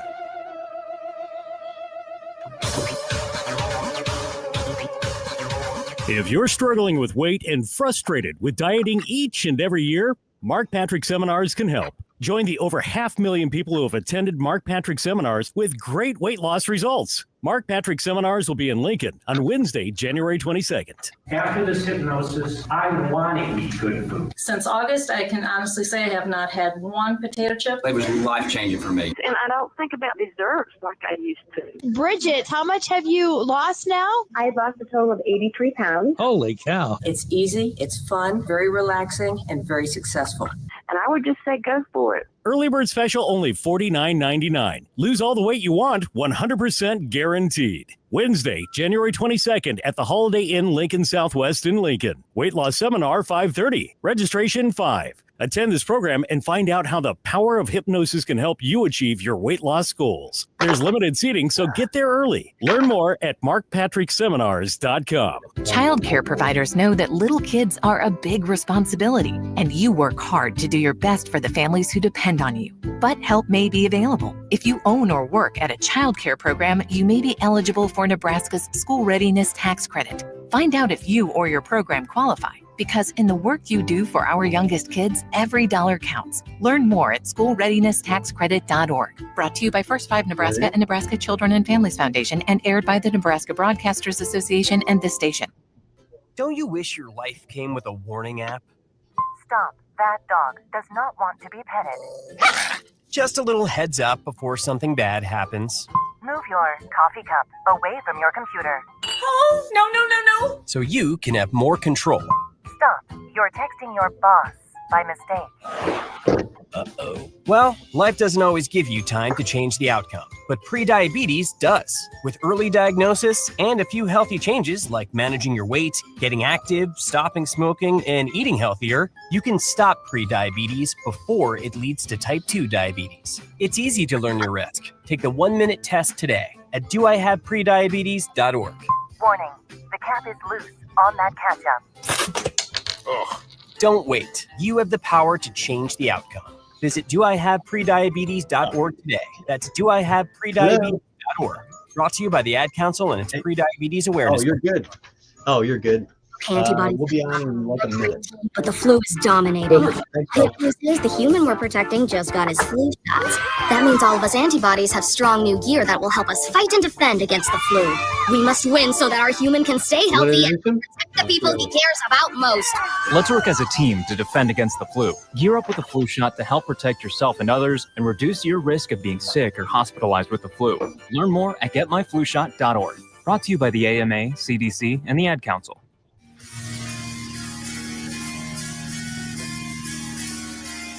Husker Rewind with Tom Stevens and Mike Melby. Two guys old enough to actually remember Nebraska's 5 national titles. Man, woman, and child did that. Put them in the aisle. On 1499.3 KLIN. Welcome back. Tom Stevens, Mike Melby, Husker Rewind. Tough day for Nebraska basketball. They fall to Purdue. West Lafayette, number 20 ranked Purdue. 104-68. Connor Sejan had a decent game, 17 points, 1 here, 10 points when Purdue shot 63% from the field, 57% from the three-point line, and it was never really close. They win by 37 due to the Boilermakers. To talk about it, former Nebraska Hall of Famer Bo Reed. Hi, Bo. How are you? Hey, guys. How are you doing? Thanks Good. for having me. Good. I'm sure you watched the game today. That was... I don't think it was a mismatch, but Nebraska just didn't have it today, and Purdue did. Yeah, I mean, I don't think very many basketball teams beat Purdue today. I'm not as worried about the loss of Purdue as I was to the one at Iowa, because we needed to figure out how to win that game, and we shot 50% from the free throw line. And, when you're in the Big Ten, this is probably the best conference in the country this year, top to bottom, very old teams, like lots of maturity. And you got a chance to steal one on the road with a 5th lead in the second half. You got to find a way to get that one done. So how do you, if you're Fred Hoiberg, how do you handle now the big blowout loss today, which is, what followed the heartbreaking loss at Iowa? What does he do now to right the ship against Rutgers on Thursday? Well, from my perspective, there's one thing that just seems to be a recurring theme, and that is we let guys get hot, and then we let them stay hot. Like, and I know it's different now, but you can still foul a guy and disrupt his rhythm. Like, once they're shooting like that, I think you got to, make it a point that, okay, I'm going to try to block his three-pointer, and if I land on him, I land on him, and I'm just going to raise my hand, and that guy can go make 3 free throws, but I'm not going to just continually allow, like the kid from Iowa to make, what did he make, 7 threes in the second half? Yep. He scored 27, and then he scored 3 in overtime. Like, someone needs to step up, a Sam Hoiberg or someone like that, and say, okay, switch me to that guy. He's done. So, I'm going to foul that guy. He's not going to be allowed to shoot anymore. And if he goes to the basket, I'll give up a 2, but I'm not giving up any more threes. But we just kind of, I think we get set into, what we're doing, and we just, I don't know. It just seems like guys continue to go off, and we don't do anything to ever change the dynamic or, stop that guy from going off. I mean, yeah. I think I'm with you, Bo, Nebraska Hall of Famer, Bo Reed, our guest. Nebraska, what really stung was that Iowa loss. You hit the 3 at the buzzer. You had a 15-point lead in the second half. They go on a 9-0 run in overtime. But the free throws, the missed shots at the rim, that's the one that stinks, because Purdue has won 26 now straight at home. That's a really, really good team. They've beaten the last 5 opponents by 20-plus points. It's the Iowa game, the one you should have gotten. That's exactly right. Should have won that game. Iowa turned around and killed somebody yesterday. I forget who Indiana. They played. But yeah, they played really well against a good Indiana team. I mean, that's a tough league. If you got a chance to steal one, you have to close the deal. And when Williams made the 3 at the buzzer to tie it, I thought, okay, we're going to be okay now, you know. But they came out and I don't know. It's hard to explain. You know, I've been saying for 3 years since Bryce Williams got here, when it's an important possession, the ball has to touch his hands. He makes good decisions with the basketball. He makes free throws. He can get to the rim. And I just feel like, we forget that at times.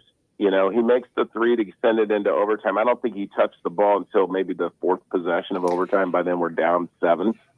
So I would love to see a real commitment to that kid controlling the basketball whenever we need a basket. Well, and that was the thing. That first possession that Nebraska had in overtime is what bothered me.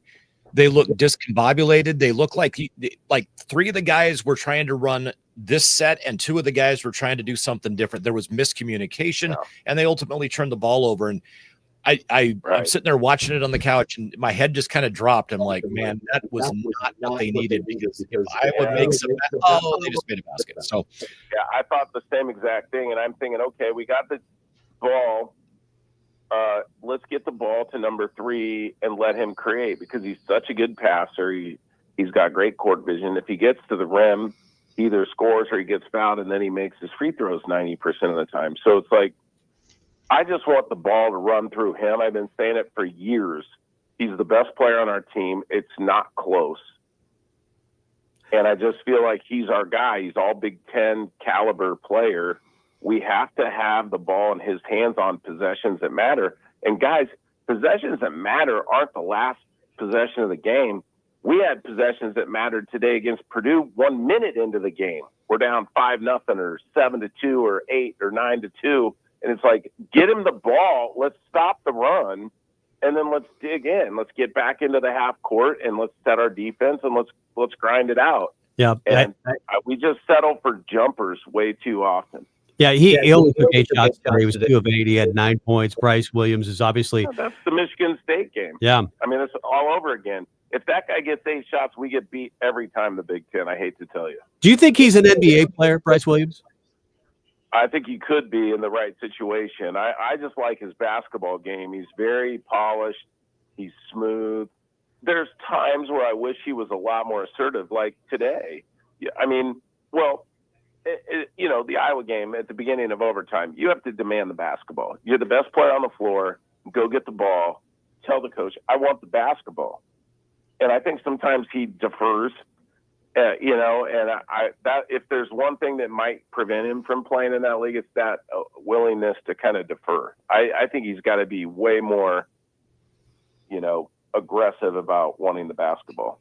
Let me ask you about UCLA's head coach and the comments he made about the atmosphere does not affect the game at all. I don't believe in that. Players make plays, coaches coach, etc. Well, that's true.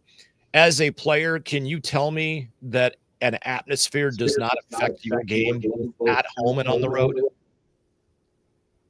Listen, I will tell you that is a bunch of bull. Thank you. Because when you come out at KU in the second half and you're winning by 3 and they go on an 8-point run and you have to call timeout, the place is going absolutely insane.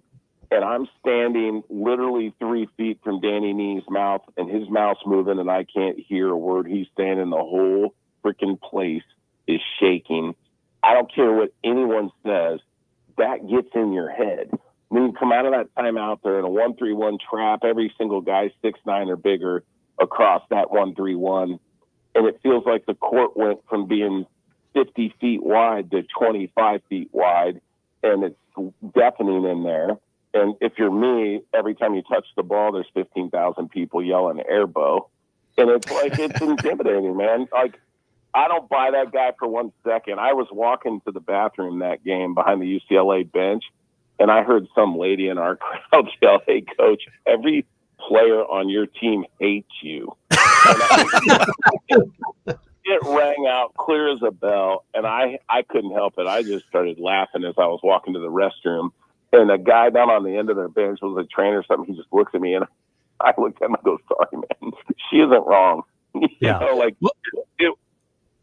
That atmosphere was awesome against UCLA, and we're going to need that atmosphere against Rutgers because they're really good. We will. Let me ask you a little bit of a follow-up here, because then Cronin went on the attack in the media, and he's calling out Bilodeau, Mack, and another one of his players by name, calling him soft.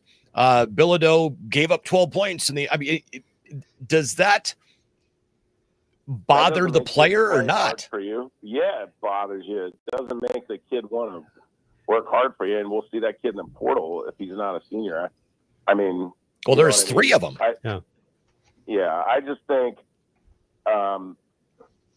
he feels it kind of coming apart at the seams a little bit, in my opinion. They've lost 4 straight, and they're probably going to lose their next game too, because I'm not mistaken, they play Michigan. 2 big kids from Michigan are really good. So I don't know. I think the UCLA coach, when you do stuff like that, I think it's a sign that maybe things are coming apart at the seams a little bit. You mentioned KU, really tough to play, probably the toughest place you ever played, KU? Easily the loudest place I ever played. Missouri was not easy to play in because of the antlers and all the shenanigans. But KU we won everywhere else. We never won at KU. How would you rank PBA as far as crowds go? I love the atmosphere at PBA. Of course, I'm partial. I love the atmosphere we had there for about a 5-year run in the Bob Devaney Sports Center. It was a great venue for basketball. The band was a lot more prevalent, I felt. But PBA is a great basketball arena. I really wish I could have played in that arena. It's vertical. It's loud. It's a good arena. It's built for basketball. That's what I love about it. It's not an arena they built to house everything else and then maybe basketball. It was built for basketball. And it's always top 20 in attendance without great teams. I mean, you guys had great teams in the early 90s. Yeah, I mean, I think Nebraska's starving for a winner. I think Fred has the team to get that done this year. I just think games like Iowa are a good reminder that you have a player that's different. You have a player that's an all Big Ten caliber player. That player needs the basketball when the game's on the line. And that doesn't mean the last possession of the game. That means the first possession of overtime, the first possession of the second half. You know what I mean? It's they have to learn to recognize important possessions, and when they do, he needs to have the ball. But when you were playing, Bill Reed, by the way, joining us on the Summit Lawns talk and text line, when you were playing, obviously teams are different, conference was different, but did you have a 5-game stretch like Nebraska just went through in conference play that was as difficult as this? Have you ever seen anything like that before? Because this was a gauntlet. From difficulty of schedule, I would argue, yeah, we did. I mean, you've got Missouri, you've got KU, you've got Kansas State ranked. All 3 made the Elite 8. You've got Iowa State, which is an impossible place to play. You had Oklahoma State. I mean, every team in the Big 8 was a game that was very difficult to win on the road. And if you're at home, it wasn't any cakewalk. So I would say from a difficulty perspective in conference play, yeah, I mean, I feel like we experienced that. What I would say is different is the travel. I mean, you saw what UCLA had to do. They went from West Coast to East Coast, and now they got to come home from Rutgers, or maybe they play Rutgers next. They're at Rutgers tomorrow. Yeah. So you're in LA, and now you're playing in New Jersey, and I think I heard him say it's a 5-hour and 30-minute flight home. That's what's different. That's what's difficult. You're traveling 2-3 hours by air, getting there, waking up, having to play Purdue, at 11 o'clock in the morning. And I mean, Purdue, by the way, is a very good basketball team. There's not a lot of weakness there. And that point guard dominated the basketball game. We needed to get the ball out of his hands. I would have maybe thought about guarding him with Williams just because he just did whatever he wanted. He controlled the whole game. Yeah.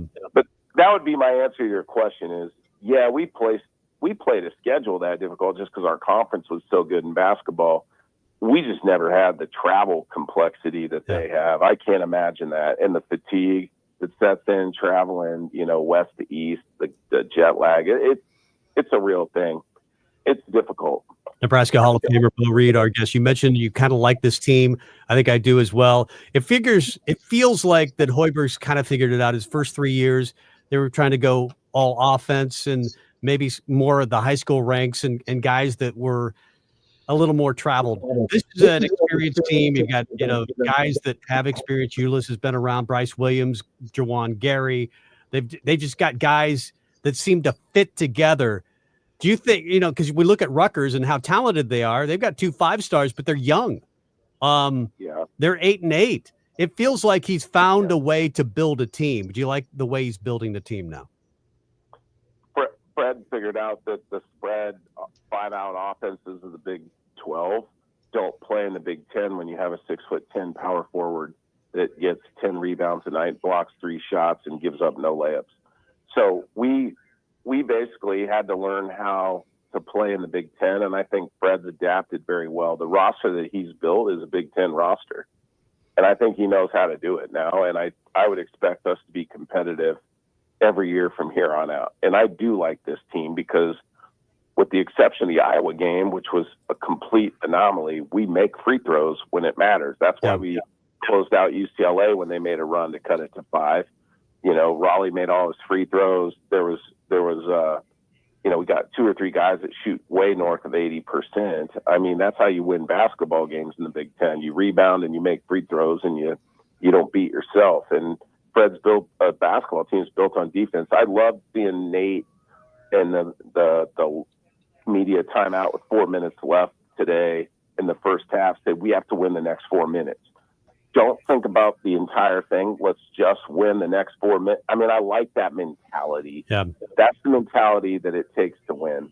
And I just think that 90-91 team with 26-8, whatever it was, would have fit better actually in the Big 10 than it did in the Big 12. And it fit really well in the Big 12. Yeah, we were 5-0 against the Big 10 that year. Which was Michigan State. So we were built to play in a league like that. We were big, we were deep, and we were pretty diverse. We had like 5 guys average double figures. So it was, you couldn't just key on one person. We would beat you rebounding. We would go to that second lineup that would get up and down the floor with Farmer and Piakowski and Chubbuck. We could run. We could adapt. That was what was amazing about that basketball team. There wasn't a piece that we didn't have. So, and I think this year is going to pay big dividends down the line. I really hope the kid that we have from Rutgers develops some confidence. He could make a difference for us.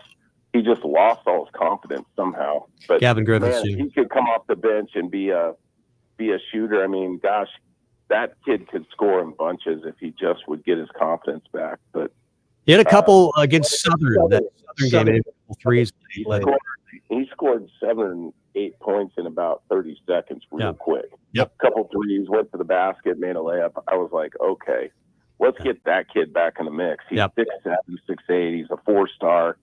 He just needs to get his confidence back, and he could help us. But I agree. Man, he's been struggling, and I think it's as simple as this. Every big possession, number 3 needs to control the basketball, or at least it needs to touch his hands so that he can make decisions with the ball. Yep. And I think if we can just do that, some of the fundamentals, we rebound the ball well. I just would love to see one guy be the guy that says, okay, that guy's made 4 threes in a row. Coach, put me on him. I'm going to knock him on his rear end, and he's going to have to make free throws. And then I'm going to tell him, guess what? I got 4 more fouls to use, and I'm going to use them all on you. Yeah, I just want to see some level of toughness that's like, yeah, you're not going to win like this. You're not going to keep doing this. We're putting an end to this. And within the rules, I'm not saying be dirty. I'm just saying foul the guy. Just knock him off his rhythm a little bit, Yeah. and say, hey, next time, I don't know if I'm going to hit you or not, but I get to use all 5 of my fouls on you. It sounds like something that Bo Reed might have done a time or two back in the day. He probably did. So, Anyway, great conversation. I might have said that to Steve Smith after he made a 29-footer on me on the first play of the game against State my senior year. Oh, he goes, "Oh wow!" He said, "I'm when I make my first one, I usually score like 30." And I go, "Well, just know this, Steve. That's the last time you'll shoot without physical contact." And I was at that game. So. I was too. I think I was next to you.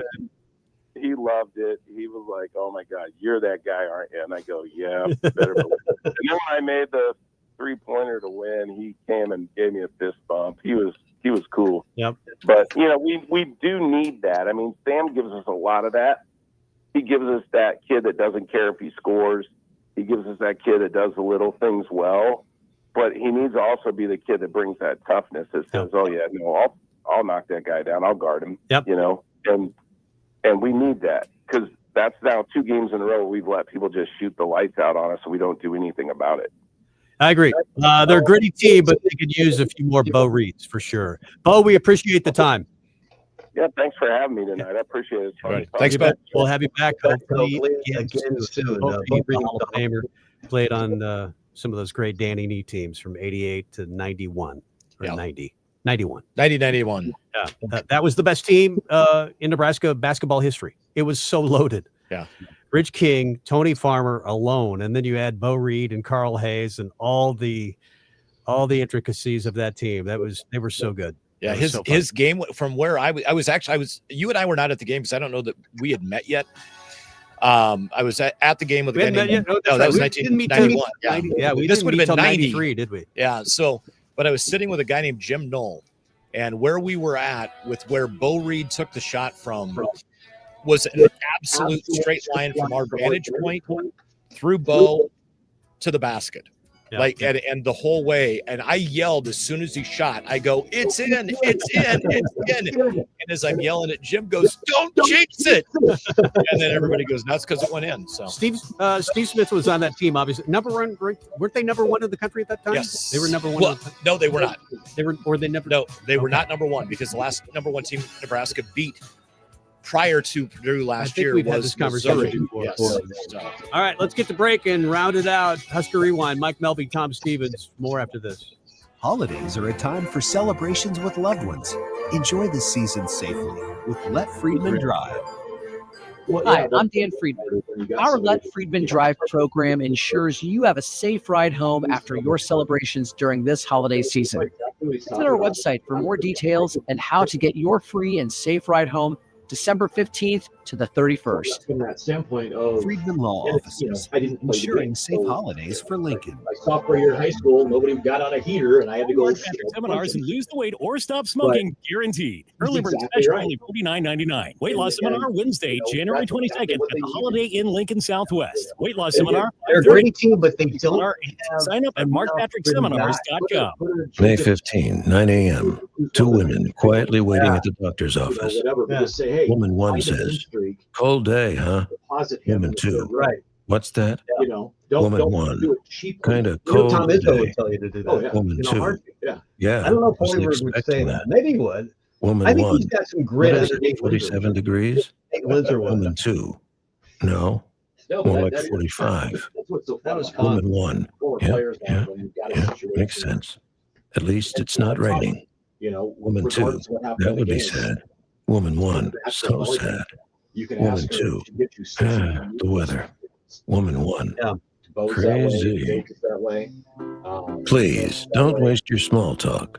Donate it to foster care, because just talking about the 400,000 kids in foster care can help the 400,000 kids in foster care.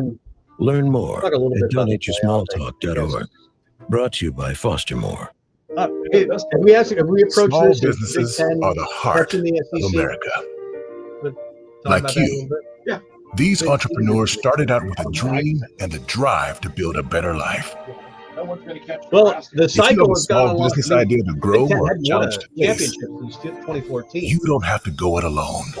Since 1964, SCORE has helped millions of entrepreneurs build their businesses. Today, they are the nation's largest nonprofit source of expert mentoring, resources, and education.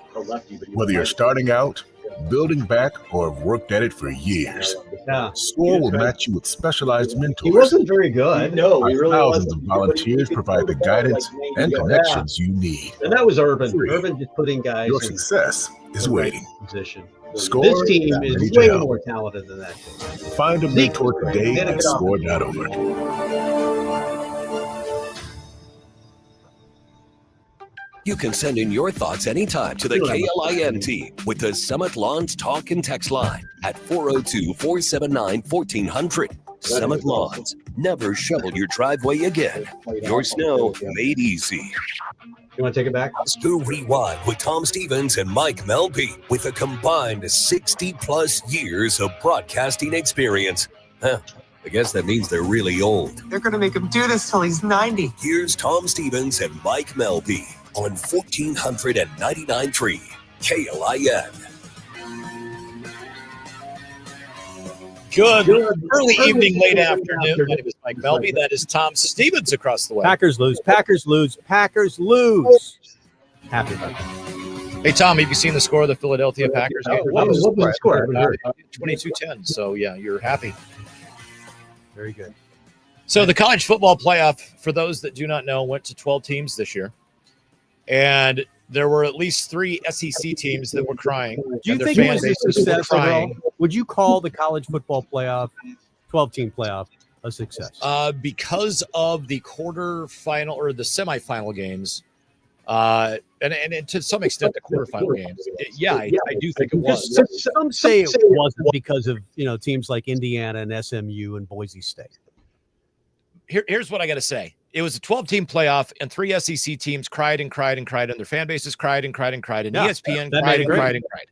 Okay, and they were even wrong. Better. And then Alabama goes, and that was before Alabama had gone and lost to Michigan in the bowl game.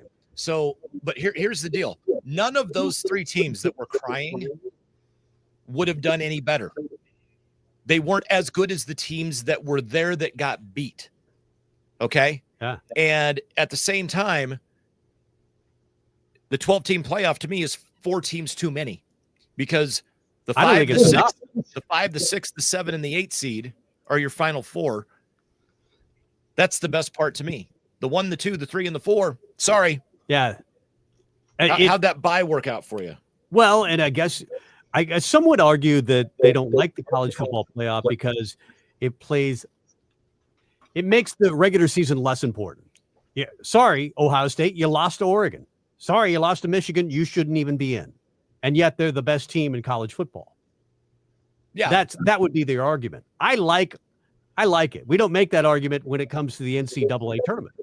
We like the fact that the Cinderella has a chance to win. And even though the Cinderella almost never wins in college basketball, sometimes they do. Villanova. Maybe SMU would have snuck if SMU gets hot, or even Clemson this year was kind of a Cinderella, or Boise State or Indiana. If they had gotten hot, if they'd done something miraculous, we would like it maybe even more. But it's kind of a ridiculous argument from the basketball side, because we always like it in the first round with the big upsets, but then once we get to the Sweet 16, the Elite 8, the Final Four, we want the blue bloods. Yeah, I mean, if we always want got the blue bloods. If you've got Butler, St. Mary's, Valpo, and Louisiana, right, as 4 of your final 8, you're going to have college basketball fans screaming. Here's my question, though: has the Big Ten caught the SEC? Because last year Michigan won the national championship. Ohio State is the odds-on favorite to beat Notre Dame and win this year's national championship. They blew out Tennessee. They blew out Oregon. Of course, and really a comfortable win over Texas. That wasn't that comfortable. If it wasn't for the scoop and score, Texas was going to score the game-tying touchdown. Well, they won by 14 points. Yeah, because of the scoop or the basic. It was kind of a scoop and score, but he just took the ball away from Quinn Ewers. Even if Texas wins, they're not really an SEC team yet. They're the Big 12. They're still Big 12 in my mind. So does that mean that if Oregon would have gone on to win the Natty, it would have been a Pac-12 title? No, they don't count. Only if it fits my narrative. If it fits my narrative, it's right. If Fair it doesn't, enough. I cannot argue with that logic. But I do think I don't know that the Big Ten is catching the SEC league-wide. I think it's rather top-heavy. I think you've got Ohio State, Michigan, and Penn State. and then Oregon. Well, there's still 4 teams, but after that, no, was Indiana really good, or did they just kind of play a really bad schedule? We'll know in about a year. Well, yeah, we'll see, because they're going to have to reload. 10 months. They're going to have to reload really quickly, and they're probably not going to get 10 guys from James Madison again, because Kurt Cignetti's not. But the 10 guys from James Madison will lead teams to the top 25, unless it's Nebraska and we smoke them. I will say this about the Big Ten: if they're going to be, if the Big Ten is going to be the SEC, because I think that the SEC still has more depth, league wide. Teams like Nebraska and Iowa, Minnesota, Wisconsin are going to have to step up. They're going to have to get better. Yeah.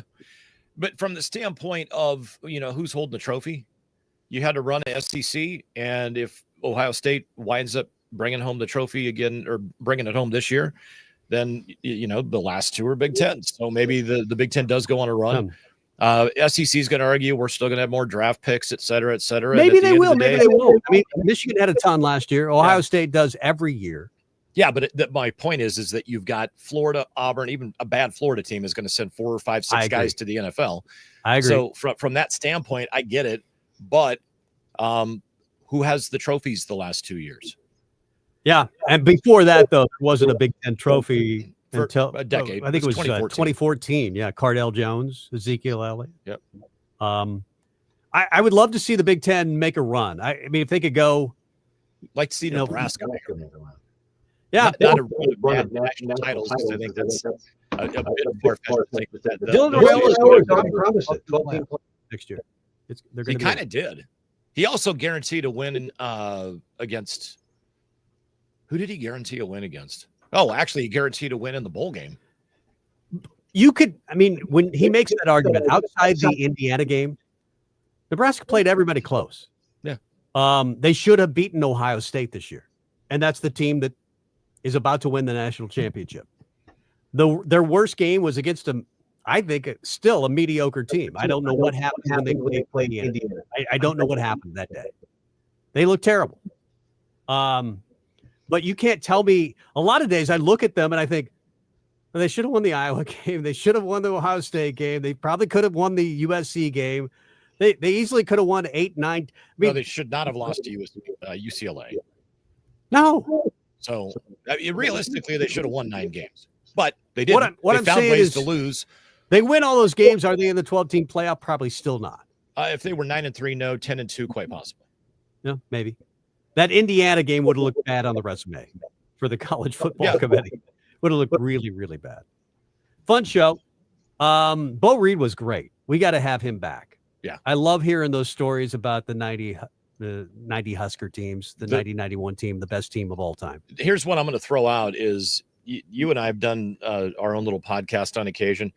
We ought to see if Bo would let us record us talking to him about what we were going through in 1990-91 as fans and what he was going through as a player. Let him tell some stories and tell him you can say anything you want to. We will then edit it out if it's not allowed to be said on the airwaves, courtesy of the FCC. Yeah. And play that interview someday. That would be an what he said about this team because it is a gritty team, but they could use a Bo Reed, a guy that pushes a guy down and says, "Stay down."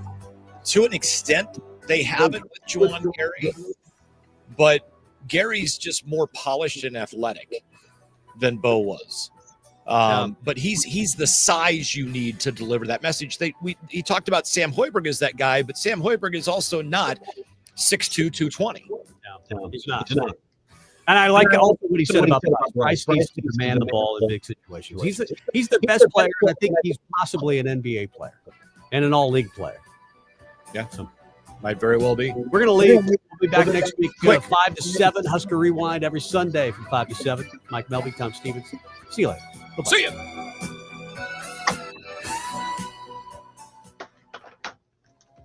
Aging Partners NeighborLink connects volunteers with homebound seniors age 60 and over and persons with disabilities who need additional support. Volunteers will help pick up and deliver groceries, library books, meals, and medications, or maybe a friendly voice who's just checking in. Call 441-7575 or visit neighbor